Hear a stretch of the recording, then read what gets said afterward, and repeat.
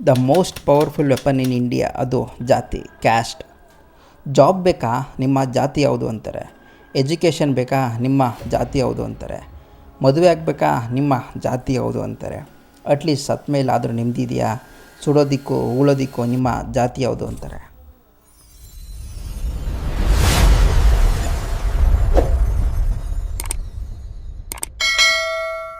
ಜಾತಿ ಪದ್ಧತಿ ಅಥವಾ ಜಾತಿವಾದ ಎಂಬುದು ಭಾರತದ ಇತಿಹಾಸ ಮತ್ತು ಸಮಾಜದಲ್ಲಿ ಆಳವಾಗಿ ಬೇರೂರಿರುವ ಒಂದು ಸಾಮಾಜಿಕ ವ್ಯವಸ್ಥೆ.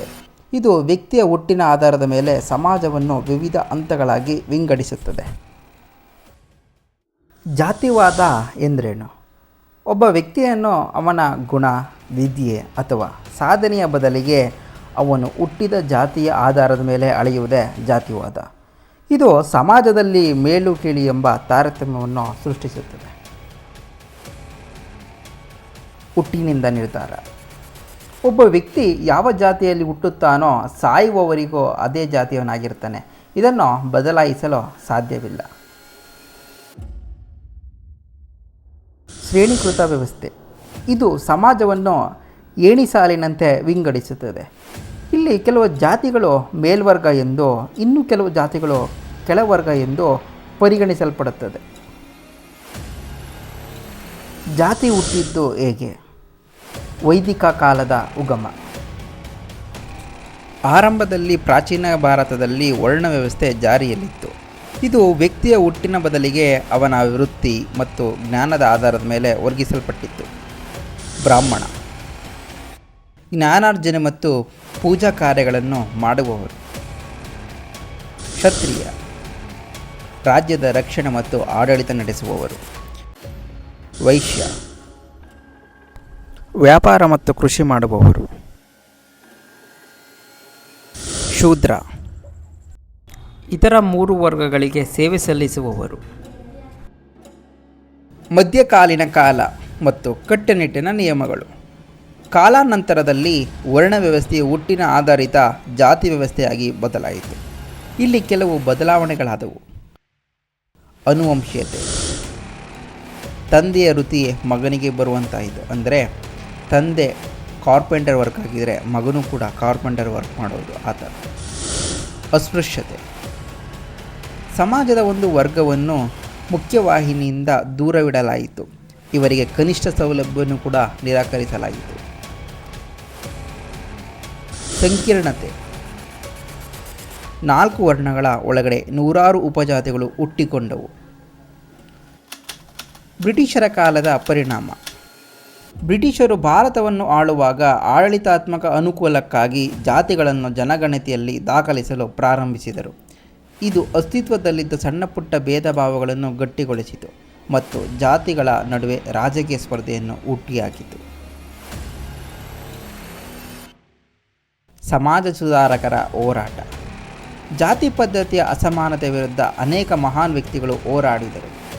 ಬಸವಣ್ಣನವರು 12ನೇ ಶತಮಾನದಲ್ಲೇ ಇವನಾರವ ಎನ್ನದಿರಯ್ಯ, ಇವನಮ್ಮವ ಎನ್ನಿರಯ್ಯ ಎಂದು ಹೇಳುವ ಮೂಲಕ ಜಾತಿರಹಿತ ಸಮಾಜಕ್ಕೆ ಮುನ್ನುಡಿ ಬರೆದರು.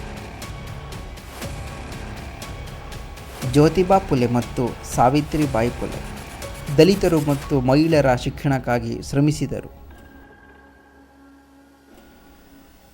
ಡಾಕ್ಟರ್ BR ಅಂಬೇಡ್ಕರ್ ಜಾತಿ ಪದ್ಧತಿಯನ್ನು ಸಂಪೂರ್ಣವಾಗಿ ವಿರೋಧಿಸಿ ಸಂವಿಧಾನದ ಮೂಲಕ ತುಳಿತಕ್ಕೊಳಗಾದವರ ಕಾನೂನುಬದ್ಧ ಹಕ್ಕುಗಳನ್ನು ಕೂಡಿಸಿದರು. ಇಂದಿನ ಪರಿಸ್ಥಿತಿ ಹೇಗಿದೆ? ಇದು ಕಾನೂನುಬದ್ಧವಾಗಿ ಜಾತಿ ತಾರತಮ್ಯ ಅಪರಾಧವಾಗಿದ್ದರೂ ಸಾಮಾಜಿಕವಾಗಿ ಮತ್ತು ರಾಜಕೀಯಕ್ಕಾಗಿ ಇದು ಇನ್ನೂ ಅಸ್ತಿತ್ವದಲ್ಲಿದೆ. ನಗರ ಪ್ರದೇಶಗಳಲ್ಲಿ ಶಿಕ್ಷಣದ ಪ್ರವಾಹದಿಂದ ಇದು ಕಡಿಮೆಯಾಗುತ್ತಿದ್ದರೆ ಗ್ರಾಮೀಣ ಭಾಗಗಳಲ್ಲಿ ಇಂದಿಗೂ ಸವಾಲಾಗಿ ಉಳಿದಿದೆ.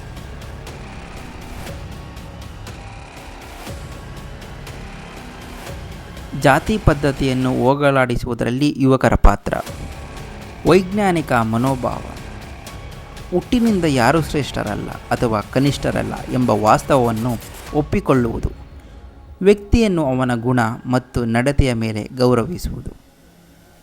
ಅಂತರ್ಜಾತಿ ವಿವಾಹಗಳಿಗೆ ಪ್ರೋತ್ಸಾಹ. ಡಾಕ್ಟರ್ BR ಅಂಬೇಡ್ಕರ್ ಅವರು ಹೇಳಿದಂತೆ ಜಾತಿ ವ್ಯವಸ್ಥೆಯನ್ನು ಮುರಿಯಲು ಅಂತರ್ಜಾತಿ ವಿವಾಹಗಳು ಅತ್ಯಂತ ಪರಿಣಾಮಕಾರಿ ಮಾರ್ಗ. ಇದು ವಿವಿಧ ಸಮುದಾಯಗಳ ನಡುವೆ ರಕ್ತ ಸಂಬಂಧ ಮತ್ತು ಪ್ರೀತಿಯನ್ನು ಬೆಳೆಸುತ್ತದೆ. ಸಮಾನತೆಯ ಶಿಕ್ಷಣ. ಶಾಲಾ ಕಾಲೇಜುಗಳಲ್ಲಿ ಮತ್ತು ಸ್ನೇಹಿತರ ನಡುವೆ ಜಾತಿ ಆಧಾರಿತ ಜೋಕ್ಗಳನ್ನು ಅಥವಾ ಅವಹೇಳನಕಾರಿ ಮಾತುಗಳನ್ನು ತಡೆಯುವುದು. ಜಾತಿರಹಿತ ಸಂಘಟನೆ. ಯಾವುದೇ ಸಂಘ ಅಥವಾ ಸಂಸ್ಥೆಗಳನ್ನು ಕಟ್ಟುವಾಗ ಜಾತಿಯ ಆಧಾರದ ಮೇಲೆ ಮಾಡದೆ ಪ್ರತಿಭೆ ಮತ್ತು ಸಾಮಾಜಿಕ ಸೇವೆಯ ಆಧಾರದ ಮೇಲೆ ಮಾಡುವುದಾಗಿದೆ. ಸಂವಿಧಾನಾತ್ಮಕ ರಕ್ಷಣೆ ಮತ್ತು ಕಾನೂನುಗಳು. ಭಾರತದ ಸಂವಿಧಾನವು ಜಾತಿವಾದದ ವಿರುದ್ಧ ಬಲವಾದ ಆಯುಧಗಳನ್ನು ನೀಡಿದೆ.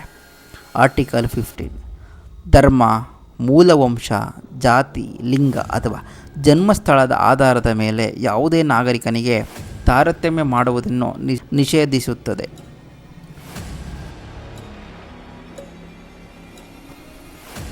ಆರ್ಟಿಕಲ್ 17 ಅಸ್ಪೃಶ್ಯತೆ ನಿರ್ಮೂಲನೆ. ಅಸ್ಪೃಶ್ಯತೆಯನ್ನು ಯಾವುದೇ ರೂಪದಲ್ಲಿ ಆಚರಿಸುವುದು ಕಾನೂನು ಬಾಹಿರ ಮತ್ತು ಶಿಕ್ಷಾರ್ಹ ಅಪರಾಧವೆಂದು ಈ ಆರ್ಟಿಕಲ್ ಹೇಳುತ್ತದೆ.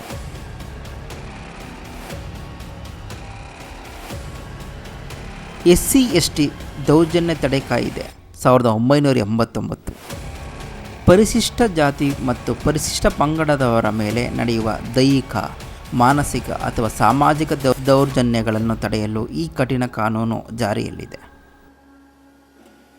ಆರ್ಟಿಕಲ್ 16 ಸಾರ್ವಜನಿಕ ಉದ್ಯೋಗಾವಕಾಶಗಳಲ್ಲಿ ಎಲ್ಲರಿಗೂ ಸಮಾನ ಅವಕಾಶವನ್ನು ಖಾತರಿಪಡಿಸುವುದು ಮತ್ತು ಹಿಂದುಳಿದ ವರ್ಗಗಳಿಗೆ ಮೀಸಲಾತಿ ನೀಡಲು ಅವಕಾಶ ಕಲ್ಪಿಸುವುದಾಗಿದೆ.